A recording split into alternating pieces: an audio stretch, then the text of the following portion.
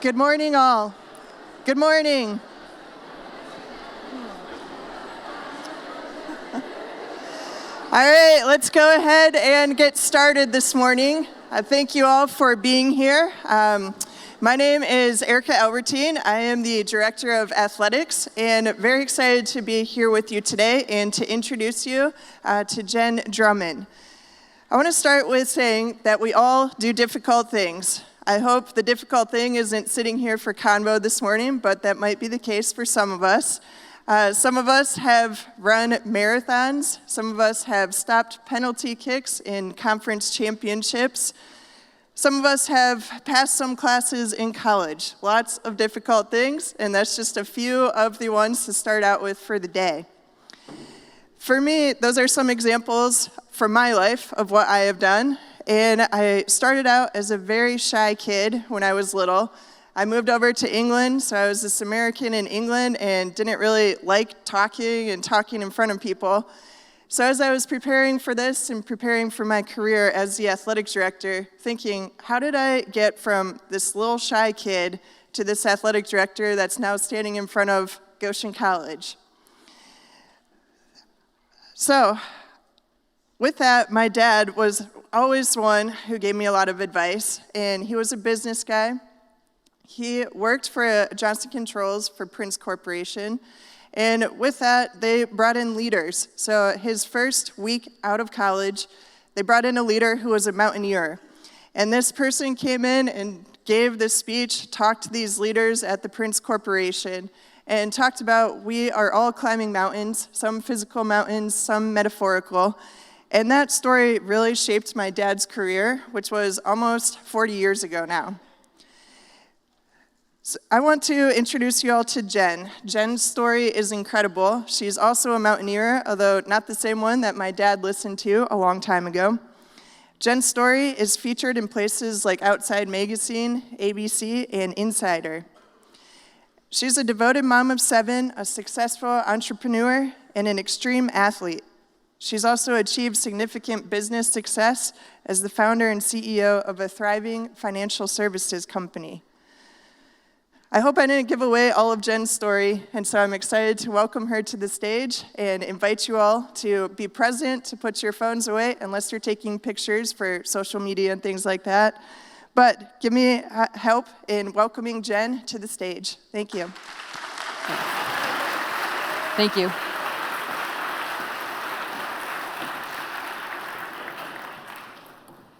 It's Barbie Day, and look at my pants. I'm so excited about this. Thank you for letting me be here today and share my story. We're going to bring you to a point in my life. December 18, 2018, I'm driving home to my town in Park City, Utah. Now, on the side of the road, the reservoir hadn't frozen over yet. So it grabbed my attention, and I'm thinking, man, are we ever going to get out of this statewide drought? Are we going to get enough snow this year? Is this reservoir ever going to freeze over? And then finally, my attention gets pulled back to the road, and I realize I'm coming up really hot on a semi-truck that's pulling a trailer. I mean, this semi-truck is going slower than a snail, and I'm going over the speed limit. So I look in the rearview mirror, and I see that I can get over. So I go to get over into the fast lane, but I don't make it. The trailer of the semi-truck hits the passenger side of my car, and instantly I say, please don't let this be it. I have so much more to give and do. We all negotiate with death when we're in those situations. And so I remember telling myself to put my hands on the steering wheel, my head on the headrest, and to relax and roll with the car. Because in this situation, surrender is going to be power. So I'm telling myself, okay, I have enough momentum, I'm going to roll again, and again, and again. And then after the third roll, the momentum starts to slow down, and I start doing sideways rolls. And then I end up in the median. When I'm in the median, I'm waiting to get cracked by another car because Hollywood has taught us there's always another one coming. Luckily for me, it's an individual that wakes me out of what's going on. And he starts saying, "Are you okay? Are you okay?" And he peels back the windshield, and I look at him. I'm like, man, looking at his facial expression, I don't know if I'm okay. So I close my eyes, and I wiggle my fingers and toes.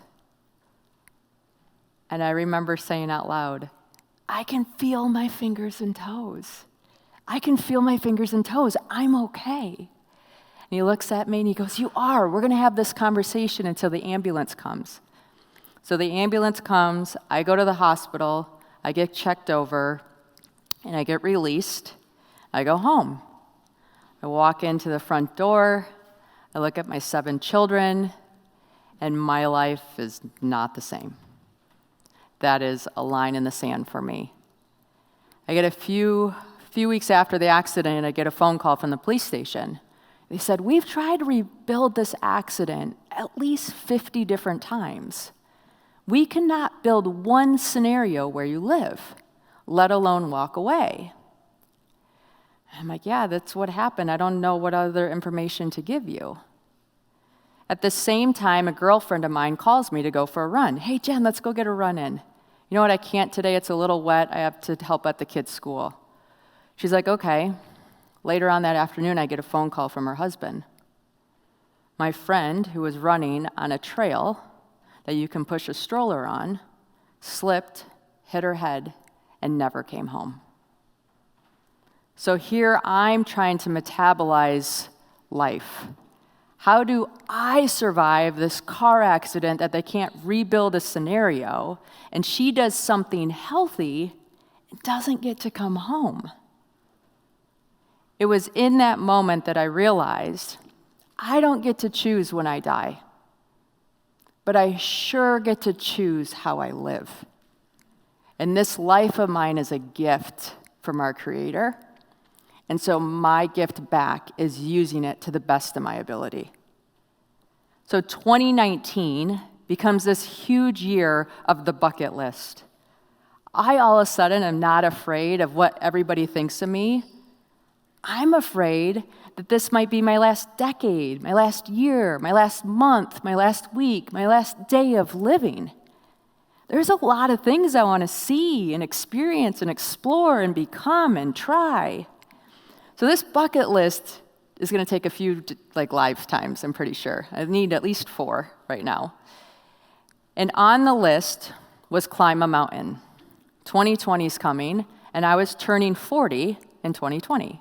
So I'm like, you know what? I'm going to climb a mountain to signify life and the importance of this next decade. I'd only climbed one mountain before where I lived, so I asked some friends that were into mountaineering, if you could climb one mountain in the whole world, what would it be? And they said, yeah, sorry, I'm not doing this right, am I? They said a mountain named Ama de Blam. I'm like, Ama de Blam? They're like, yeah, it's the Paramount Pictures logo. It means the mother's necklace. It's located in the Himalayas. It's a beautiful mountain. I'm like, all right, I'll climb it. Fast forward a few weeks, COVID enters the scene. I'm not traveling anywhere or climbing anything anytime soon. In fact, school's shut down, so now I'm a homeschool teacher to 7 beautiful humans. And one of my guys is struggling with his math homework. So I'm giving him the proverbial pep talk, like, we do hard things, you've got this. And he looks at me and he goes, Mom, if we do hard things, why are you climbing a mountain called I'm a Dumb Blonde instead of a real mountain like Mount Everest? Ama de Blam, honey, not I'm a Dumb Blonde. But thank you. Finish your homework, we'll look at Everest. So he finishes his homework, we look at Everest, he goes to bed, I'm still looking at Everest. And I think, you know what, why not Everest? If Everest is the hardest mountain in the world in his mind, I'm going to climb it and show him that whatever our Everest is, we're capable of summiting. So I call a coach. Coach is like, yeah, I can get you ready. We'll be good. I'm like, okay. He's like, I'm going to send you this book about becoming an uphill athlete. So I get the book in the mail, and I start reading it. And in the front, there's a foreword from a lady that just got a Guinness World Record for doing something in the Alps. And I call my coach and I'm like, I could have done that. Like, I can suffer. Are you kidding me? My kids would think I'm the coolest mom in the whole world if I got a Guinness World Record. And my coach is like, okay, well, I'll think of something. I'm like, all right, fine, but I'm not growing pumpkins or speed eating hot dogs or doing that fingernail thing that people have done. I want to do something normal for the Guinness World Record book. He's like, I'll think of something. So a few weeks later, the coach calls me and he goes, Jen, I have the perfect record for you. He's like, I think you should be the first female to climb the 7-second summits. I'm like, I don't know what those are. And he's like, yeah, let me tell you. It's the second highest point on each of the 7 continents. It's harder than the first 7. It hasn't been done by a female, and it's actually only been done by one male before. I'm like, all right, sounds kind of cool. So I look at it. My kids and I look where all the mountains are, and I say yes. I'd never slept the night in a tent before, but those were details. We would figure this out. Like, no big deal. So I start on the quest to become the first woman to climb the second highest point on each of the 7 continents. And today, I'm going to take you on one of those adventures. And it's the adventure of K2. K2 is located, there's the 7-second summits up there. And the K2 adventure is about planting your flag. It's really fun to be on the top of a mountain and wave your flag. Like, I made it, here I am. Those are the photos that we see when people climb mountains, right? It's the photo of the flag at the top. We convince ourselves, we try to at least, that it's the top of the mountain that we want. And if that were truly the case, we would take helicopters and go from mountaintop to mountaintop to mountaintop and wave our flags. But the truth is, it's the journey. It's the expedition that we crave. Because then when we stand at the top of that mountain, that flag signifies all the times we could have said no, but didn't. All the times we wanted to turn around and somehow found the courage and resilience to continue. And that's why we like to wave our flags at the top. So there we are. Okay, so the point of the journey is to make sure that we're having fun. Oh, the videos might not work. Having fun while we're climbing, all right? So when you're climbing, when you pick the mountain, metaphorically or physically, that you want to climb, make sure that you build fun into the pursuit. But when I bring you to K2, this story is a story that we all share. It's a story of pursuit, a story of setback, a story of second attempts, success, and finally significance. So it's 9:30 in the morning. I'm on the mountain, in this spot actually right here. We're climbing up. And I have a radio on me and 2 porters behind me. And I carry the radio in case something happens. And I get a call on it. And when you're climbing on the mountain, you get a call on the radio based on the spots that you can see. You get 15 minutes to call back down to base camp and say everything's okay. So the call comes in, and I start looking like, where can we stop and do a phone call? But then I get another call, and another call, and another call. This is 4 calls within 5 minutes. Instantly, I'm thinking, what's wrong? Like, what just happened? We'd been hearing avalanches all morning, but this is the mountains. You hear avalanches all morning every day. That's how you know it's warm enough to start climbing. The avalanches start happening. This time, we get the radio, we stop, I hand the radio off to the porters, and they start talking. I'm trying to listen intently as if I can all of a sudden understand Pakistani. I can't. And what feels like 5 hours, but was probably only 5 minutes, the radio gets handed to me. And in broken English, I hear the words, Jen, there's been an avalanche. Rick's dead. Stefan's injured. Jordy's trapped on the mountain until the weather gets colder again and we can get a helicopter to where he is, and the helicopter blades won't trigger another avalanche. I don't have anywhere to put this. Like, what? What just happened? And I'm trying to process it. What does this mean? How did someone die? Is this real? National Geographic calls K2 a savage mountain that tries to kill you. Is it going to kill me next? Another team comes up. The porters start talking to each other, and then some of the people start saying my name. They must have said it a few times because I have to repeat it to myself to understand that someone's talking to me.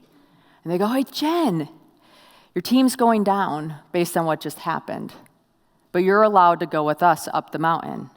Do you want to go summit with our team? We're 2 days from a summit. I've been on this mountain for 4 weeks. And I sit there, and I'm like, no, I don't want to go climb this mountain right now. My teammate just died. Another one's injured. Another one's stuck. I want to be there for my team. And I'm reminded of my mantra. I don't get to choose when I die, but I sure get to choose how I live. And I want to be known as somebody that lives with integrity. So I say, people over peaks. I change my climbing devices, and I start going down the mountain. I get down to base camp, and I do an impromptu funeral. I help an injured climber get on a helicopter to be heli-evac'd, and then I start helping pack up our camp to start the 70-mile trek out to where you meet cars for a 36-hour car ride to get to the airport to fly home. And mountains have climbing seasons. So there's different times of the year that it's safer to climb. In Pakistan, you climb in July. And we're getting to the beginning of August. And the climbing season ends in Pakistan because the snow starts to melt from the sun, and then we start having rivers where we didn't have rivers, and roads get washed out and all these different pieces. So we start hiking out.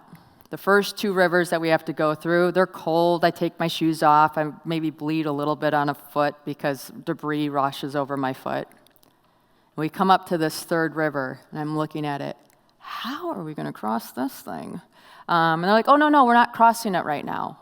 We need to wait till it's colder and the sun hasn't been out so that there's less snow melting, so then the flow isn't as strong. I'm like, oh, okay, that makes sense. I hope that happens soon. A couple hours later, they send an animal across. The animal doesn't make it. I'm like, nope, it's not ready yet. I'm like, really? That's the methodology we use to see if the river's ready for somebody to cross? 2 animals, they send another one out. The second animal doesn't make it. I'm like, oh my gosh, I cannot do this. I have an injury. Where's the helicopter? Let's go. It was insane. The 3rd animal makes it. So the 3rd animal makes it across. He has a rope. And then almost immediately, 20 Pakistani people get into this glacier cold water up to their chest, lock elbows, and they form a bridge. They hand all of our gear over the top. I have my shoes off. I'm like in as little clothing as I can. And I am freezing, and I get in the water, and I have to go hand over hand to get to the other side. I get to the other side of this river, and I want to cry so bad. I can't even use my fingers because they're so cold. They won't unzip the backpack to put dry clothes on. And I look back, I think, wow, there's 20 people that just risked their life so that I could cross and get home. And the amount I paid was $5 to do so. They wouldn't even take more money when I tried to give it to them.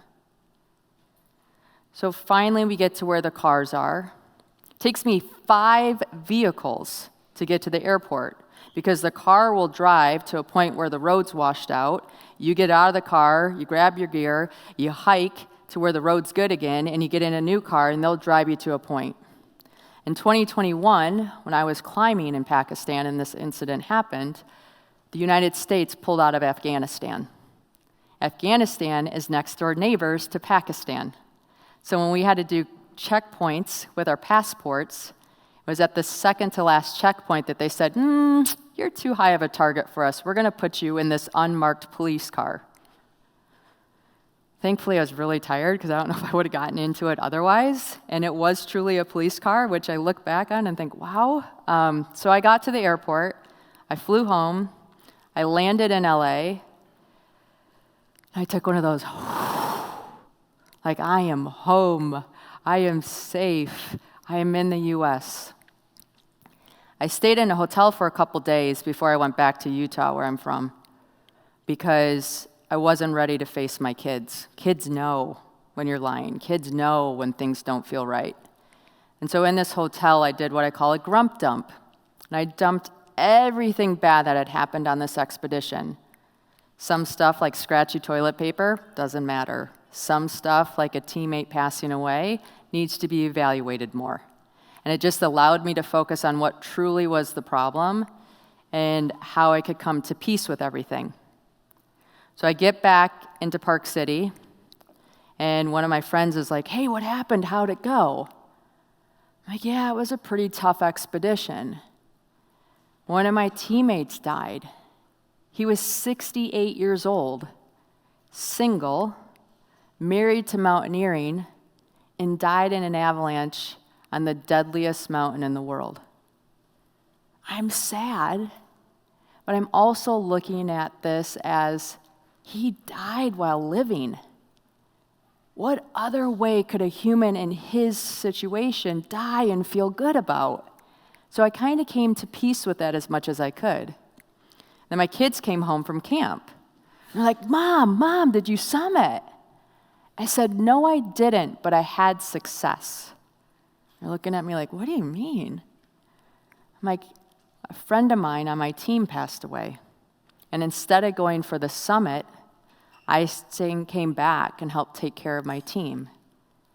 And who we are as people is so much more important than anything we'll ever achieve. And I'm glad I showed up as a person I'm proud of. My kids are like, okay, sounds good. So life goes on, and I'm training to go back to K2 because it's one of my mountains and I have to climb it to get the world record. I am not excited about going back and knowing what I'm getting into. But then 3 weeks before it's time to go back to Pakistan for a second time, I get a phone call from somebody that knew I was there the year before, knew I was coming back, knew what I was trying to accomplish. They said, hey, Jen, there's a Pakistani female that's been training to climb her country's prized peak. She doesn't have the resources to make it happen. And we were wondering if you could help. I'm like, yes, I can help. So I brought over gear and some other things and went back to Pakistan. And on July 22 of 2022, I stood on top of the mountain, excited. Oh, these are some clips that I forgot to show you along the way. Sorry, this is the top of the mountain. And if you can see in the background, there's a flag waving. 30 minutes after I got to the top, the first Pakistani female stood on top of her country's prized peak. The first Muslim female stood on top of this mountain, declaring to the world that we can do amazing things. I have twin daughters. I know how important it is for them to see me in environments that I don't belong. I can't imagine how significant this is for little girls all over the world to see somebody that looks like them on top of one of these mountains. And I share this story because we're going to have times in our lives or the obstacles or the setbacks or the failures feel so overwhelming and they don't make sense and we want to give up, I want to encourage you to pause and just think, maybe the Creator has something in mind for me. Maybe my story needs to have more to it and I just don't understand what that is. Maybe you're still on the climb. So, I just set the world record, June 1st, 2023, as being the first female to climb the 7-second summits. I will tell you that that award or that accolade is the least of my success in this entire pursuit. The story that I shared to you about K2 is one of 7 stories that is like that I'm just humbled I was used as a vessel to bring these stories to the world. So this week, while you're looking at your lives, I hope you stop and say, how am I choosing to live? What am I choosing to do with my one magic life? And that's it.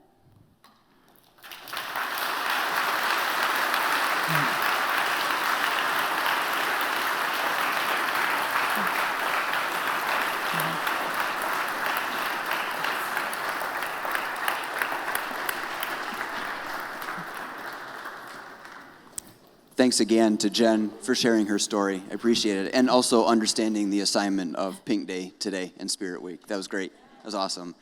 I hope as you hear her story and how she used her experiences, you also reflect on the stories that you hear from others and feel free to share some of your stories so that we can learn from each other.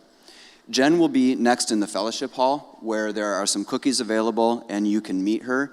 So we thank her again for being here. Also, there's an LSU voter registration table out there as well. So if you haven't registered yet, you can vote. But thank you, and you are dismissed.